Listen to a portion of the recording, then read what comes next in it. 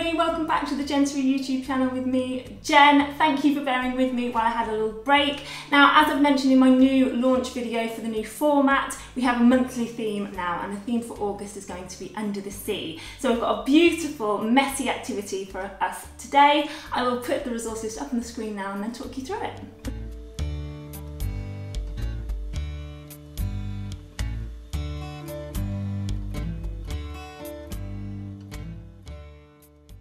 Now, if you've watched some of the Monday Messies before, this one is very, very similar to that. And we've got some really lovely seaweed-inspired stimuli going on here. So I'm just going to talk you through what I've got, and then I'll talk to you about all the different ways that you can use this for a variety of different learners. It's a really, really versatile one, and I've made it as inclusive as I can do because that's what Jensory is all about. Start with the basics. I've got my tray, and on my tray I have got some green cellophane and some bubble wrap.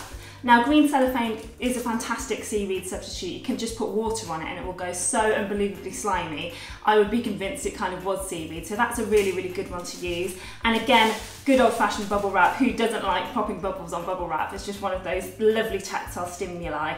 So they're the main two. I will say at this point, try and reuse things where possible. I do always try and reuse things like sandwich bags and plastic because we don't really want to be discarding things that we can use again, especially for an Under the Sea themed week. It seemed really important to mention the environmental impact. So do try and reuse things. Bubble wrap does actually sponge down if you're really careful, so you can reuse it over and over and over again.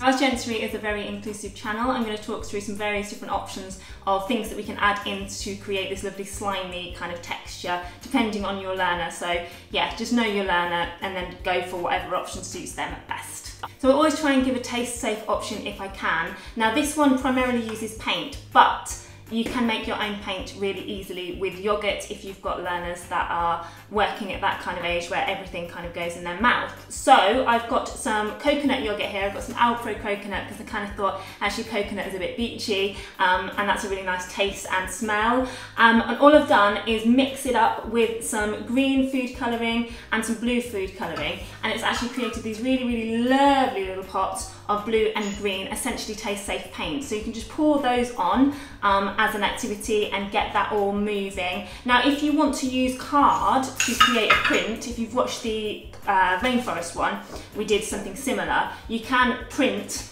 if you want to, after they've done all their kind of exploring. You can make a lovely print of what they've done. And that might not work as well with the yogurt because you don't really want kind of dry yogurt on here, but if you're doing it just as an exploratory, experimenting kind of activity and you want your children to just practice their fine motor skills and have that really lovely tactile exploration session, the yogurt and the taste safe thing will be fab for that.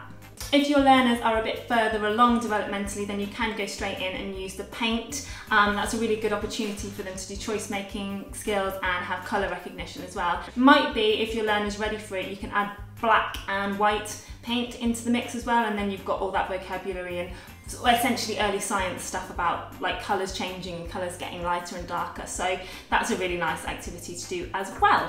Now remember, with messy play and sensory play activities, it is all about the child learning through their senses. So actually the way that they want to take it and what they want to do with it and how they want to explore it is kind of up to them, because it's about them exploring the world, and that is how they are understanding the world. So actually for those really early developmental learners, you've got all the lovely fine motor skills going on, the kind of early understanding of cause and effect perhaps, but simply just kind of making sense of the world through their senses. Later on from that, you've got choice making skills, you've got the ability to kind of do role play, so if you want to add some pebbles in or some little SeaWorld creatures, you can do that as well. But obviously it's about knowing where your children or learners are developmentally. So I wouldn't kind of take any focus away from how important the exploration part of this is. You can do that facilitated in a really nice way as well, so you can build in some intensive interaction into that, slide things over their hand, do repeated actions, see if they react in the same way. There's lots of lovely opportunities for really, really nice play in this. Bear in mind, if your child or learner is verbal as well, that they might want to communicate about this, and this might be a really nice conversation starter to learn about Under the Sea and learn about all of those words and talk about the textures, talk about whether it's slimy or dry or wet or whatever. There's lots of lovely vocab opportunities through this as well.